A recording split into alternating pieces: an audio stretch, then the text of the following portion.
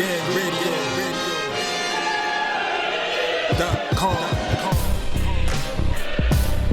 Take over. Last mission. Final boss mode. Yeah, yo, what's good, yo? Welcome to another episode of Real Talk, where as always, if shit's real, we talk about it. I'm your host for today, Pat Scorpio, the New England representative, and as always, I got my man with me. I'm gonna let him introduce himself. Yo, what it do is Shutterworth the guy, aka the GOAT artist, the Star Wars creator, LB Lauderdale boss. You know what it do. RingGangRadio.com in the building. Yes, sir. Ring Gang in the house forever and always. And as always, I got my other man with me. I'm gonna let him introduce himself. Yo, what up? You already know who this is. Your boy King P, Bodega Boxing in the building. Ring Gang Radio all day. Let's get it. Hey, Bodega P, straight from the sewer. And I think today, you have a day off from fighting crime. Is that right? Yeah. No putty patrol duty today. I'm good. That's what it is, man. As always, we appreciate your service to keep our city safe and all that. This is going to be a preview episode. We got a lot of boxing coming on next Saturday. Thank God. Options is always good to have. We of course headlined by the monstrous pay-per-view by PBC with both Charlos making defenses of their respective titles. And also pretty good undercard. But before we get into that, we also have two other fights that we'll touch upon real quickly. The first one, is from Top Rank. We have Josh Taylor, who's pretty much, depending on who you talk to, who might be pound for pound now, or probably will be honest. Yes, he's pound for pound right fucking now. Ain't know who you talk to. If you objective and you know what you looking at, the man's fucking pound for pound. Top 10, like, easy. You heard that, you know what I'm saying? You heard that. That's Shutterworth talking, But yeah, the WBA and the IBF super lightweight champion of the world, and basically he's one fight away from actually going for all the marbles, against Jose Ramirez, who holds the WBC and WBO belts, if he can get past his mandatory. Of course, the last time we seen him fight was when he won the WBSS tournament in a classic against Regis Prograis to take Regis Prograis' belt or WBA belt away. In a sense, then they were supposed to. He was supposed to fight earlier, but of course, COVID kind of killed that fight, among others. So he basically, he has to face his mandatory. I'm about to butcher this dude's name. Apinun Khongsong, or have you ever heard us talk? He's a dangerous random unknown Asian. With the random unknown Asian, we all say like it's always like 50-50 off bat. And don't let them be a puncher, because like I say, sometimes they upset the apple cart. They may win, they may lose, but they usually give the favorites all hell. So, and then of course the vibes are, dude is a puncher. So does Taylor have enough, to get by a tough former Thai kickboxer who can punch a ton? Fortunately, there's not a lot of video on him. There is one though. There's one that I saw, where he fought a former opponent of Lipinets. The guy that Lipinets beat to actually win his title. Lipinets kind of struggled with this dude, and Khongsong faced him and pretty much iced him with one punch. It was pretty impressive too. I was actually impressed by that.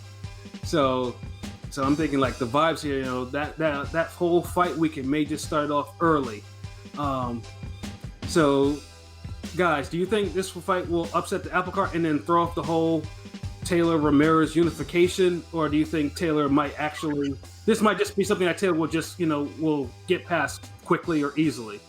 Yeah, this isn't one of those upset things. But you never know, but I wouldn't count on it. I think we'll get a good fight. He might surprise Taylor a little bit by one or two different attributes he has, but I think Taylor's gonna win win the fight. It might be like a post-stall type of fight where one guy is clearly better, but the other guy goes down fighting and makes us remember like he was game. He had a fight on his hands, but he still loses, and both their stock raises, and we go on to the next one. Really. Yeah, pretty much. From what I see with Khongsong, because usually from a lot of Thai kickboxers are, their footwork, although it's like they don't move like that. It's not very fluid, and that's one thing that I actually saw in that one fight of his. So I mean, I do think Taylor will win, but I also do think Taylor will get touched by it at least once, and then once he does, Taylor will probably really change his plan and just like, you know what, I gotta stay away from this dude because he could probably hurt me. But like I say, though, we need Taylor to win this fight so we can see the bigger fight that's at hand. And I think Top Rank really wants to make sure that he wins this fight as well, either. Yeah, but he gotta win it. There shouldn't be no scorecard fuckery, no type of, well, damn, Josh Taylor, where they do that at? Like, no shenanigans. Just, I don't mind him winning a good hard fight. Yeah, but I think because Ramirez, let's put it this way, Ramirez had more trouble than we all expected against Castell. I was just gonna say, considering the opposite side of the street already had their own scorecard problems. I mean, Ramirez is like, okay, Top Rank had to do a little, cooking on the cards a little bit. I mean, he won. The commentary was cooking too. Yeah, word. Ward had a blindfold on his eyes, like he couldn't see a jab. Threw one all his career though, but whatever. Yeah, so yeah, we do think it's a good fight, and it'll probably be a fight that'll set shit off right. So yeah, that's all we'll say about that fight. It'll be on ESPN Plus, and like I say, what time is that fight? What time is it? I mean, I think it's just the card. The card starts mad early because it's gonna be the other undercard fights. But I think the fight probably starts at like 4, the main event. Okay, so y'all start tuning in, getting your links ready and all that shit around 3:00, 3:30.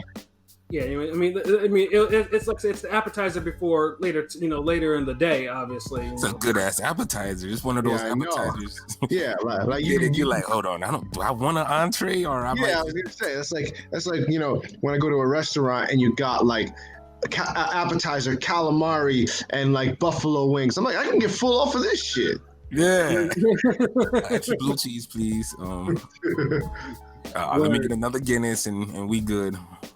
Exactly, and then also I don't want the spaghetti entree no more. The lasagna, none of that extra. It's too heavy.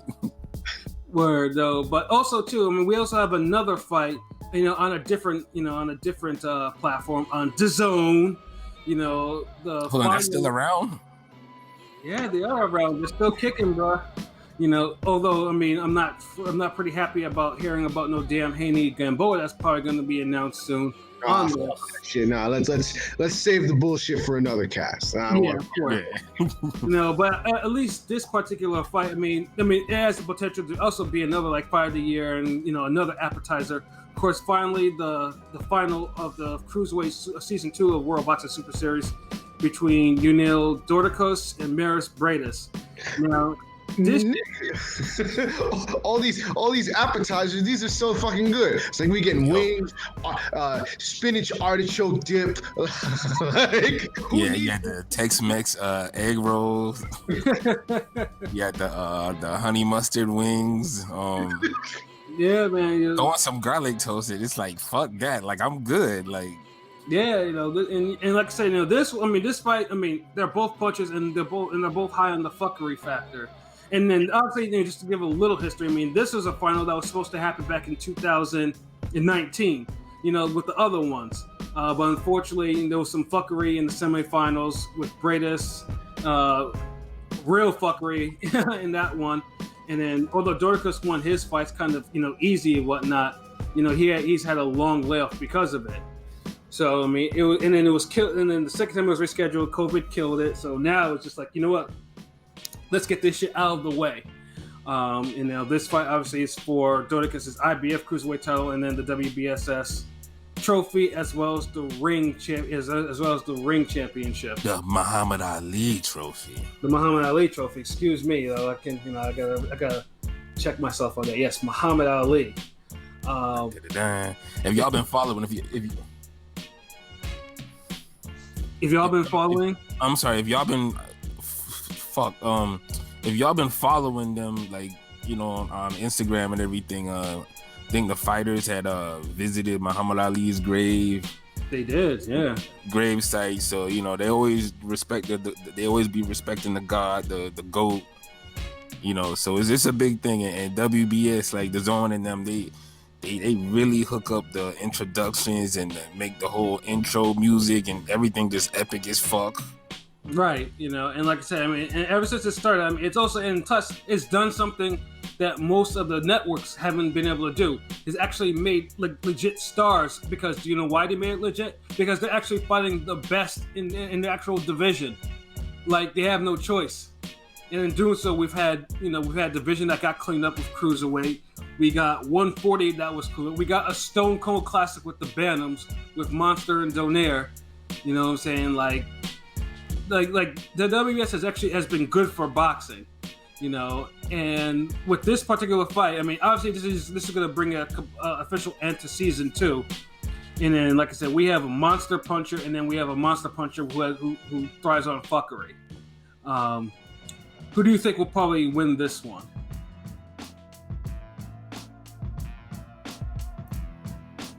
Oh no! What did you say? What was the last thing you said? No, I'm saying, like, we have a monster puncher, which is Dorticos, and then we have a monster puncher who has a lot of fuckery about him with Breidis. I'm gonna go with the monster puncher without all the fuckery. So, I'll go with. I can always count on Dorticos for the most part. Right. So that's my pick. Yeah, I want Dorticos because I think Breidis is a cheating fuck. And like, yeah. And Dorticos has power. I mean, we've seen it in display. I mean, dude, his last time out, he knocked out Andrew Tabiti with one punch, like the Stone Cold KO. Dude has put your lights out type power, like in one. Shut your shit down. Yeah, you need a good. He like Nike got that NyQuil right.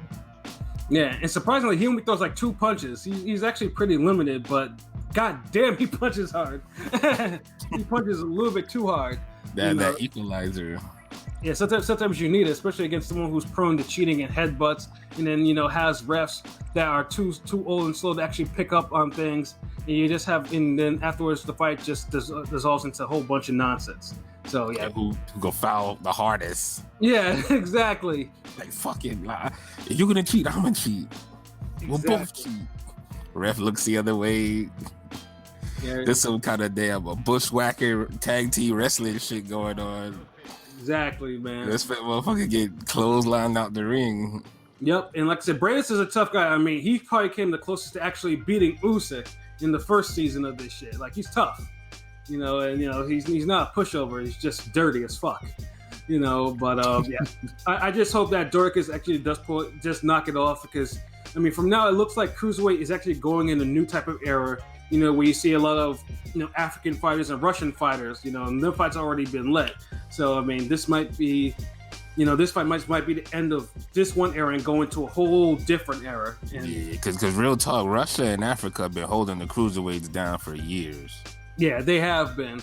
And then pretty much other countries been sprinkled in and they do their thing, no doubt about it. But like those two continents, I know Africa's a fucking continent. I know there's some Poindexter ass nigga like, well, technically, motherfucker, you know what I mean.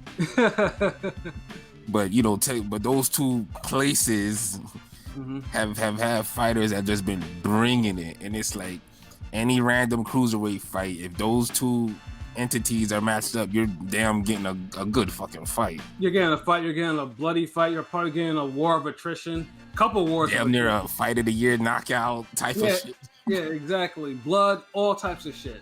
And so, and like I said, Cruiserweight, like I said, I mean, it's good that it's reshuffling a little bit, just like 140 reshuffled after like I said, Danny Garcia and Lucas and all of them kind of left the division, and now the 140 is where it needs to be. Cruiserweight's probably gonna. No, you skipping the timeline. You mean after Bud ran the welterweight? That's when shit got good again.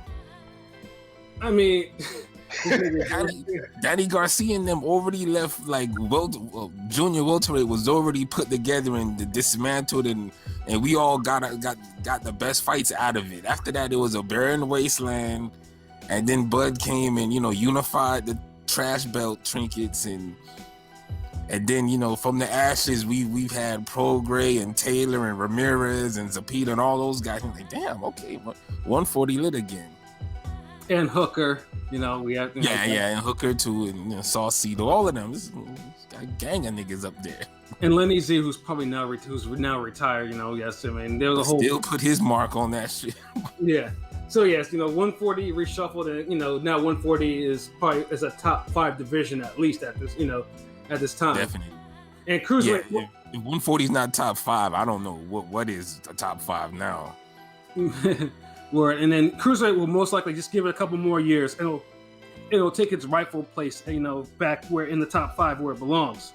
So that fight will also be a nice little appetizer, you know, before the evening activity. So, yeah, you know, let's hope for at least some fight of the year caliber fights, or even good fights, at least for those two. And of course, I mean, they have undercards. I'm not gonna go into those for those both fights. But I would think that the main events are probably starting at the same time, which is also probably annoying since they are not in America. You know, one's on DAZN, one's on ESPN Plus. So, wait. Both main events are starting at the same time. So we got to pick. It's possible because one's in Germany, the other one's in the UK. I don't know the exact time for the WBSS one. One may start earlier than the other, but it's not gonna be completely. You know, one's gonna be done. There always got to be some type of Saturday fuckery when they do this. Yeah, shit. like you got to choose. Well, do you want to save your firstborn or your middle child or the? Like only 2 of them could live. I mean, only one of them could live. Which one you love more? Which one you think gonna go to college? Like, fuck, man. Yeah, that's how it be sometimes, man. But what are you gonna do? Oh well, I mean, you can watch it on both, but that's more what I do. What P does, you know. Shuttleworth doesn't like doing that, so it's one. I don't cheat on fucking boxing, bro. Like I dedicate the time and space needed for that one particular fight. And I do it all. You know what I'm saying? I'm like a polygamist. Like I'm Fuck all that. I'm the GOAT artist. I already do it all as well. It's just when it comes to boxing, I just say, you know what? Fuck it. You know, I don't have to be a great fan of this shit. I just want to see a fucking fight. Let me focus on one thing. Like, y'all could be GOAT artists for watching fights and shit. I'm good on that. Like, niggas got a damn full fucking Baxter Stockman cave laboratory full of TVs and shit, watching fights and going back and forth. Like, nah, I'm good. It be like you missed something that way. No, not me. And my shit ain't even Dexter's lab like his, like Pat's. I plead the fifth. I mean, I have a decent setup. I don't have anything special. I just got 2 60-inch TVs linked together. I don't have one 60-inch TV. No, opposite sides of the room. And I got a timer for when the round goes off on one fight on that TV. I go to the other one. Like, who's doing this extra ass shit? Yo, you niggas are silly though. But at least though, those 2 fights, those 2 cards, will be appetizers. Like, you know, if you want to get your boxing Jones on, get the appetizers going and whatnot. You know, those fights will be hitting. You know, guaranteed. You know, like if both fights blow, then you know, don't blame me. I didn't do anything. I'm just saying. I'm just the messenger. So. Yeah, if these fights suck, then I'm just like, like. PBC and them boys better than rep a fucking Zen. Yeah, exactly. So which now segues